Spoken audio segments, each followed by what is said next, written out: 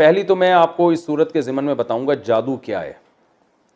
देखें, जादू का आजकल बड़ा ज़ोर है, फ़लाँ जादू सास ने बहू पे कर दिया, बहू ने सास पे कर दिया, फ़लाँ ने ढिमकाने पे कर दिया, मेरा कारोबार नहीं चल रहा। तो ये बात खूब जहन में रखें कि जादू असबाब ज़ईफ़ा में से है। असबाब ज़ईफ़ा कहते हैं कि उन असबाब में से है जिन पर अक्सर नतीजा मुरतब नहीं होता। हम दुनिया में जितने भी काम करते हैं ना, तो हर काम के कोई ना कोई सबब होता है, रीज़न होती है। मिसाल के तौर पर आपको प्यास लग रही है, तो आपकी प्यास बुझेगी नहीं जब तक पानी नहीं पिएंगे। तो जब आप पानी पिएंगे तो प्यास फ़ौरन बुझ जाएगी आपकी, लाजमी। भूख के वक्त जब आप खाना खाएंगे तो खाना खाते ही आपकी भूख मिट जाएगी, लाजमी मिटेगी, अल्लाह की आदत है। तो ये वो असबाब हैं जिन पर नतीजा लाजमी, यानी जिनका रिज़ल्ट हम देखते हैं कि लाजमी होता है, अल्लाह की आदत है ये। कुछ असबाब ऐसे हैं कि वो इख्तियार किए जाएं तो रिज़ल्ट अक्सर निकल आता है, लेकिन कभी कभार नहीं भी निकलता। जैसे आप बीमार हों और आप इलाज करते हैं तो, लेकिन कभी कभार फ़ायदा नहीं भी होता, दवाएं खाते रहते हैं, कोई असर ही नहीं होता। तो ये वो सबब है जिस पर अक्सर रिज़ल्ट निकलता है।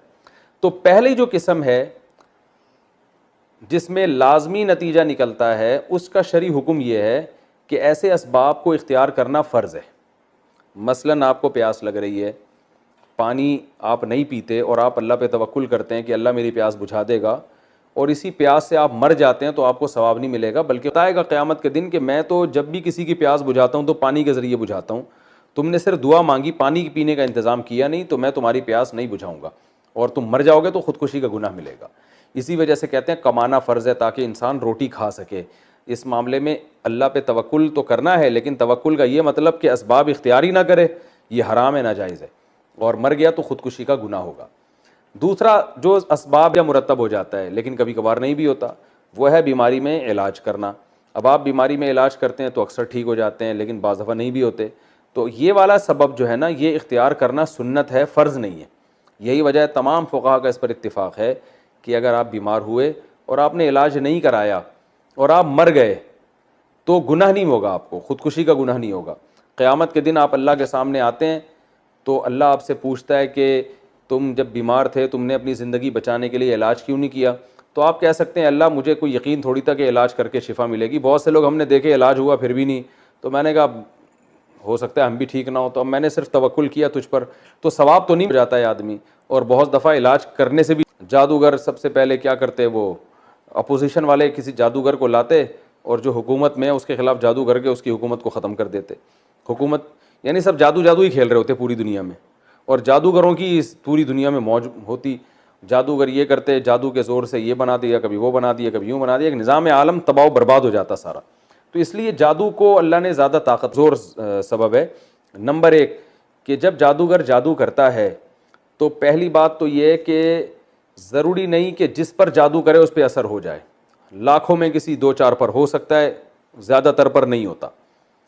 और दूसरा ये भी है कि जितना जादू करेगा ज़रूरी नहीं उतना असर हो सकता है उसका आधा 50% हो। उसने तो जादू किया था मारने के लिए, मगर आप मरे नहीं, थोड़े बहुत कुछ असर हो जाए आपके ऊपर। तो ये जादू एक कमज़ोर चीज़ है। सवाल पैदा होता है, अगर जादू कमज़ोर चीज़ है तो रसूलुल्लाह सल्लल्लाहु अलैहि वसल्लम जो सय्यदुल अंबिया थे, इतने ताकतवर थे, उन पर क्यों असर हो गया? तो उलमा ने उसकी हिकमत बयान की है कि आप सल्लल्लाहु अलैहि वसल्लम पे जादू का असर अल्लाह ने होने दे दिया था। इसलिए होने दे दिया था कि यहूदी आपको जादूगर कहते थे। अगर आप पे जादू का असर ना होता तो यहूदी ये प्रोपेगेंडा करते कि देखो हम तो पहले ही कहते थे ये जादूगर हैं, तो हमने इन पे जादू किया, इतना ताकतवर जादू, इनको कुछ भी नहीं हुआ, तो ये इसकी अलामत है कि माज़ अल्लाह ये जादू का तोड़ इन्होंने कर लिया है। तो इसलिए अल्लाह ने आप पर होने दिया ताकि लोग आपको बशर समझें, आम इंसानों की तरह, और लोगों को यकीन हो जाए कि आप जादूगर नहीं हैं। तो ये हिकमत थी। वरना अगर इस तरह से यहूदियों का असर, जादू असर करना शुरू कर देता तो फिर यहूदी ने एक दफ़ा थोड़ी, नबी पर हमेशा कोशिश की होगी बार बार, लेकिन एक ही दफ़ा असर हुआ, वो भी बहुत थोड़ा। और फिर नबी के अलावा यहूदियों ने तो कोशिश की होगी हज़रत अबू बकर पे करें, हज़रत उमर पे तो बहुत ज़्यादा की होगी, क्योंकि हज़रत उमर की खिलाफत से इस्लाम को इतना फ़ायदा हुआ कि यहूदियों को तो हज़रत उमर ने वैसे ही मदीना से बाहर निकाला है कि तुम्हें तो एग्रीमेंट ख़त्म हो गया, तुम जाओ। तो यहूदी ये कहीं छुप के बैठ के कर लेते और कहते कि जब नबी सल्लल्लाहु अलैहि वसल्लम पे असर हो गया तो हज़रत उमर पे क्यों नहीं होगा, लेकिन कुछ भी नहीं हुआ। और हमें कोई नहीं मिलता कि हज़रत उमर ने कोई तोड़ की कोशिश की हो, क्योंकि सहाबा किराम इन चीज़ों में ज़्यादा नहीं वो, और उससे पनाह मांगने का भी हमें हुक्म दिया गया, और उससे बचने के लिए जो नबी सल्लल्लाहु अलैहि वसल्लम ने दुआएं बताई हैं बस वो काफ़ी हैं। जैसे हज़रत अब्दुल्ला बिन सलाम रज़ी अल्लाह ताला अन्हु ने बताया, वो कलिमात जो नबी ने मुझे सिखाए हैं मैं वो पढ़ता हूँ तो बचा हुआ हूँ। तो इसी तरह हमें कुरान ने सूरह फलक और सूरह नास सिखाई है, तो आप सूरह फलक सूरह नास रात को अपने ऊपर दम करके सोएं, तो अगर कोई करेगा भी तो इंशाअल्लाह कोई असर आप पर नहीं होगा। एक बात तो ये हो गई। मुकाबले में जो जादूगर आए थे उन जादूगरों को अल्लाह ने बड़ा जादू कहा है। उन्होंने जब रस्सियों को सांप बनाया ना तो वजाऊ बिसिहरिन अज़ीम, कुरान के अल्फाज है बहुत बड़ा जादू किया। तो उस बहुत बड़े जादू के बारे में कुरान के अल्फाज है युखय्यलु इलैहि मिन सिहरिहिम अन्नहा तसआ, उनके जादू से लोगों को ऐसा लगा कि ये लाठियां और ये रस्सियां सांप बन गई हैं। कुरान के अल्फाज हैं, यानी हकीकत में वो सांप नहीं बनी थी, बल्कि युखय्यलु, लोगों को ये लगा कि ये सांप बन गई हैं। तो वो कहते हैं जब इतना बड़ा जादू, जिसको कुरान बड़ा जादू कह रहा है, उससे भी वो लाठियों को हकीकत में सांप नहीं बना सके, बल्कि लोगों की नज़रों में उन्होंने जो है ना खाक फेंक दी और मिसमरिज्म किया, और लोग देखने में लोगों को लगा कि ये सांप है। तो जब इतने बड़े जादू से कोई चीज़ हकीकत में चेंज नहीं होती, नज़र का धोखा होता है, तो आजकल के जो जादू हो रहे हैं उससे कहाँ हकीकत चेंज हो सकती है। तो ये उनका मौक़िफ़ है, बहुत मजबूत है। और मोज़े में फ़र्क ही यही है कि मोज़े में हकीकत चेंज हो जाती है। तभी आप देखें मूसा अलैहिस्सलाम ने जब लाठी फेंकी है तो एकदम सांप बन गई, तो जादूगर फ़ौरन सर्दे में गिर गए और कहने लगे हमें अरब पर ईमान ले आए। तो जब फ़ौरन इसी वजह से गिर गए, उन्होंने कहा यार ये तो हकीकत में चेंज हो गई ना, तो हकीकत में कैसे चेंज हो सकती है। तो इससे पता चलता है कि जादू के ज़ोर से कोई चीज़ हकीकत में चेंज नहीं होती। अलबत्ता हमारे ही बाज़ अकाबिर में, माजी करीब के अकाबिर हैं, उनकी राय यह है कि जादू से हकीकत भी चेंज हो सकती है, और इस पर कोई हमारे पास दलील नहीं है कि हकीकत चेंज ना हो सके, ऐन मुमकिन है हो सकती हो। और उसकी दलील में अब्दुल्ला बिन सलाम रज़ी अल्लाह ताला अन्हु का कौल पेश किया जाता है कि वो ये कहते थे कि यहूदी जादू के ज़रिए मुझे गधा बना देते। तो जब इंसान के लिए गधा बनना मुमकिन है जादू के ज़ोर से, तो बाकी चीज़ें भी बन सकती हैं। उस मालूम नहीं होती कि अब्दुल्ला बिन सलाम के कौल में तावील करना ये ज़्यादा हमारे लिए आसान है, और जादूगरों को ये इख्तियार दे देना कि वो हकीकत चेंज कर सकते हैं, इस पर जो इश्कालात लाजिम आते हैं वो ज़्यादा मुश्किल हैं। क्योंकि इमाम अबू बकर जस्सास ने ये इश्काल किया है कि जादूगरों की जो अपनी हालत होती है ना, ये सारे गरीब होते हैं, लोगों के चंदे पे पल रहे होते हैं। तो अगर ये जादूगर हकीकत को चेंज कर देते तो ये तो लोहे को सोना बना देते, चांदी बना देते, और ये इतनी अगर इख्तियारात होते ना इनके पास, तो ये ऐसे नंग धड़ंग हालत में ना होते। ये तो लोगों के चंदों पे पल रहे होते हैं।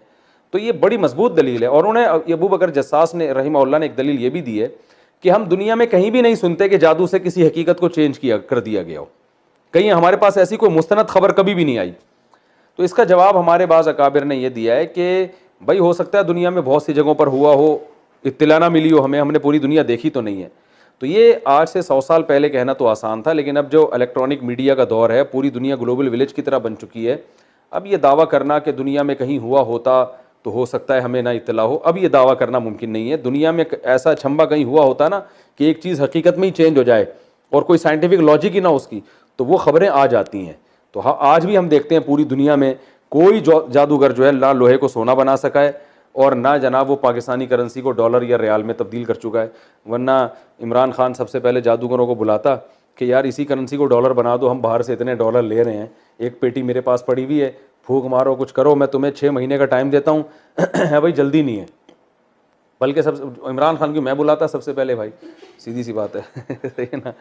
तो मैं कहता भाई कुछ, तो ये बेचारे आज तक कुछ भी नहीं कर सके हैं। तो ये नज़र के धोखे के ज़रिए तो हो सकता है, हकीकत में कुछ भी नहीं होता। तो इसलिए मेरा मौक़िफ़ यही है कि जादू से हकीकत चेंज नहीं होती, अगर होती तो निज़ाम आलम ख़राब हो जाता।